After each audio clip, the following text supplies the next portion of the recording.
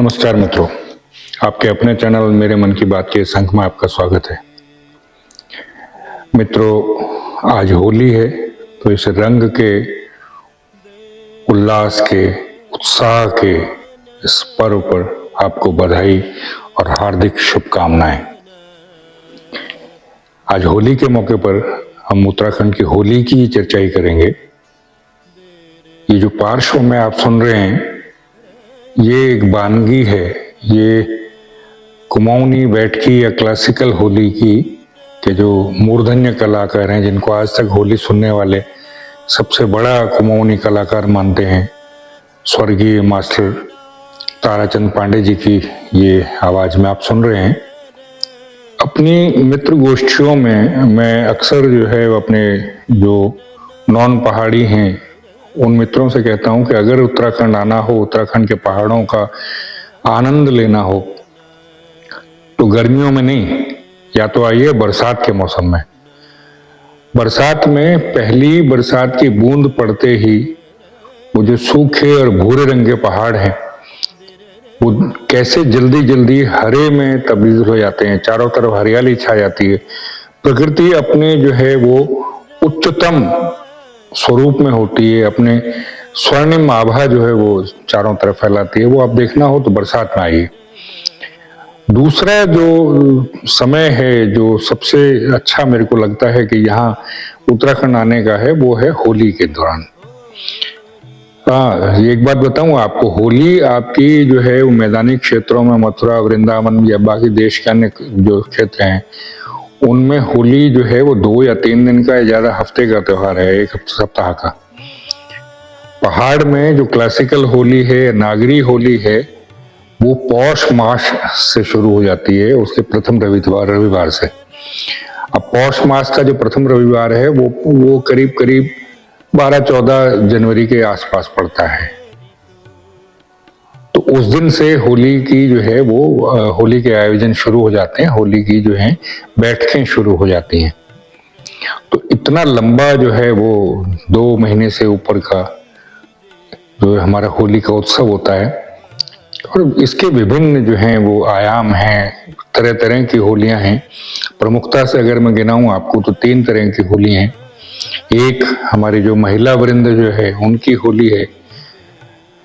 पहले ये घर के अंदर हुआ करती थी या आंगन में, घर के आंगन में हुआ करती थी, जो मोहल्ले की हैं या जिसको गांव में बाकई कहते हैं उसकी, या शहरों के मोहल्लों की, उनकी जो है वो स्त्रियां आंगन में इकट्ठा होकर के वो गाती थी। और ये बहुत लंबा, करीब 1 महीने का दौर होता था। अब ये क्योंकि इसके आयोजन जो है बड़े होने लग गए हैं तो अभी मंच पर आने लग गई हैं। अल्मोड़ा हो गया या नैनीताल हो गया या रानीखेत हो गया या और जो हम पहाड़ के जो शहर हैं उन शहरों में अगर आप जाएंगे इस मौसम में तो आपको जो है वो इसके आयोजन अक्सर देखने को मिलते हैं। एक छोटी सी वानगी इसकी मैं जो है वो दे रहा हूं, तो आप देखिएगा।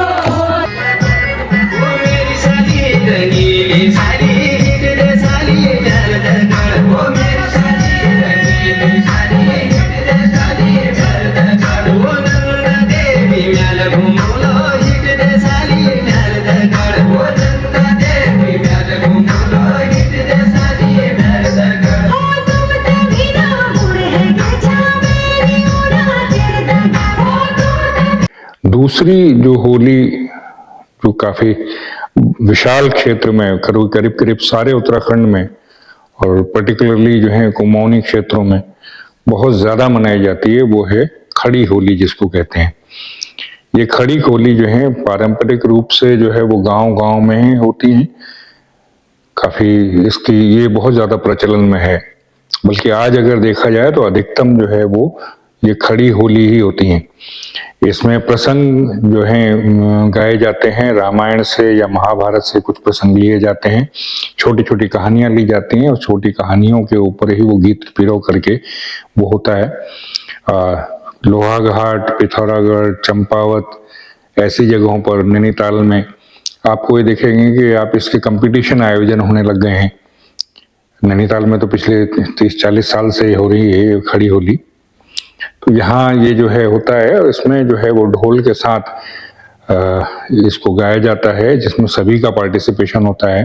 जो कंपटीशन होते हैं उनका तो जैसे इस जो है वीडियो में दिखा रहा हूँ उसमें इस तरह का होता है, पर गांव में इस तरह का नहीं है कि, लेकिन ये एक आयोजन जो है वो करीब करीब सारे गांव में होता है। ऐसा कोई गांव नहीं है, ऐसा कोई बस्ती नहीं है पहाड़ में जहाँ ये इस तरह के जो खड़ी होली का आयोजन ना होता हो। तो ये एक नया आयाम है, मतलब एक अलग और आयाम है इसका, होली का, पहाड़ की होली का।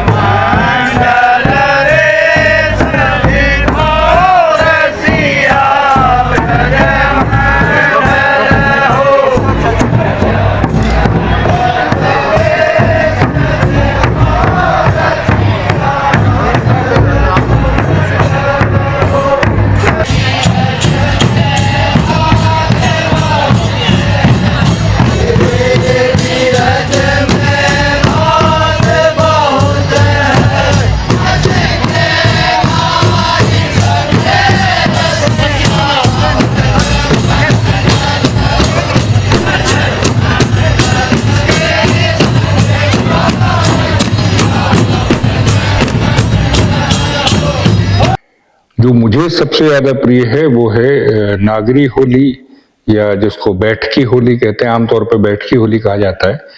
ये शास्त्रीय या उपशास्त्रीय गायन की एक विधा है जो कुमाऊं क्षेत्र में शायद रामपुर वगैरह के राजघरानों से जो आर्टिस्ट आए और वहाँ बसे हैं उनके थ्रू ये शायद आया था, तो वहां से ये शुरू हुआ था। आज भी इसमें जो है वो ब्रजमंडल की ही वो भाषा जो है वो प्रयोग होती है। ये कुमाऊनी में कोई अदा कदा कभी आपको सुनने को मिल जाए, बड़ा विरल, मतलब ऐसा कुछ होता है, कोई मौका होता है, अदरवाइज ये सारा ब्रज भाषा में ही है। शास्त्रीय तरीके से ही गाया जाता है, उपशास्त्रीय गायन है। तो ये जो है इसकी जो शाम से शुरू होकर के सुबह तक का आयोजन होता था पहले। तो शाम के जो राग हैं, यमन, यमन कल्याण, वहां से शुरू होकर के काफी, धमार, विहाग वगैरह होते हुए इसका अंतिम पड़ाव जो है भैरवी पर होता था। तो ये इसकी जो है गाने की थोड़ी सी जो मैदानी क्षेत्रों में गायन है उससे थोड़ा सा इसलिए अलग है क्योंकि जो इसमें शुरुआत होती है वो अतिमंद उसमें होती है, लय में होती है। तो आपको 20 मात्रा में आपको चांचरी में या दीपचंदी में गाते हुए दिखेंगे।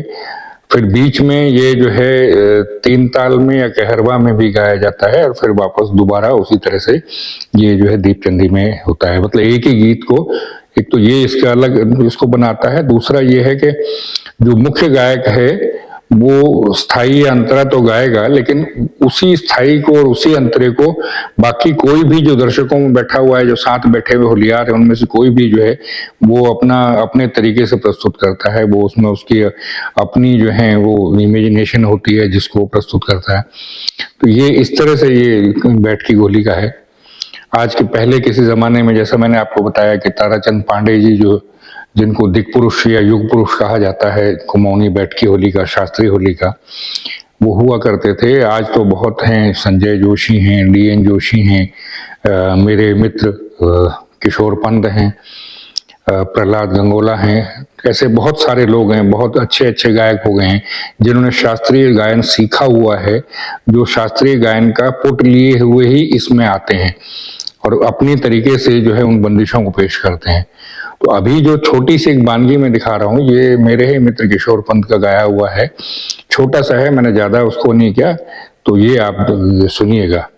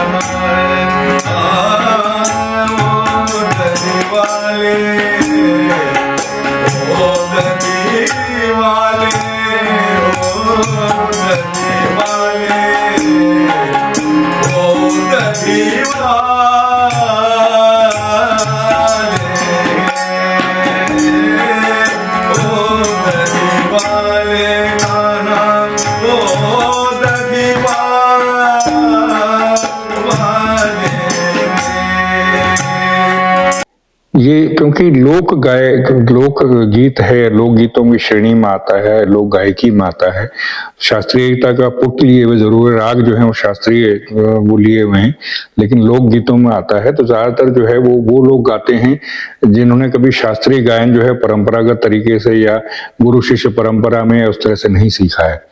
लेकिन अभी इधर बहुत सारे लोग आ गए हैं जिनका अभी मैंने नाम लिया, वो सारे सीखे हुए हैं, शास्त्रीय गायन सीखे हुए हैं।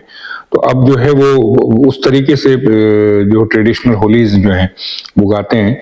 लेकिन इनमें से बहुत से ऐसे लोग हैं जो शास्त्रीय बंदिशों को ही अब होली की बैठकों में प्रस्तुत करते हैं। ये एक मैं बंदिश आपको सुना रहा हूँ, ये मेरे मित्र संजय जोशी जी ने गाया है, बहुत सुंदर बन पड़ा है। उनके बगल में डीएन जोशी जो हैं, जो आज की डेट में शायद नंबर 1 हो गायकी में को बैठ के होली में, वो हैं। आप देखिए किस तरह क्राउड पार्टिसिपेशन है और किस तरह से जो है वो एक शास्त्रीय बंदिश को जो तीव्र गति में है, तो उसको जो है वो प्रस्तुत कर रहे हैं। इसका आनंद लीजिए।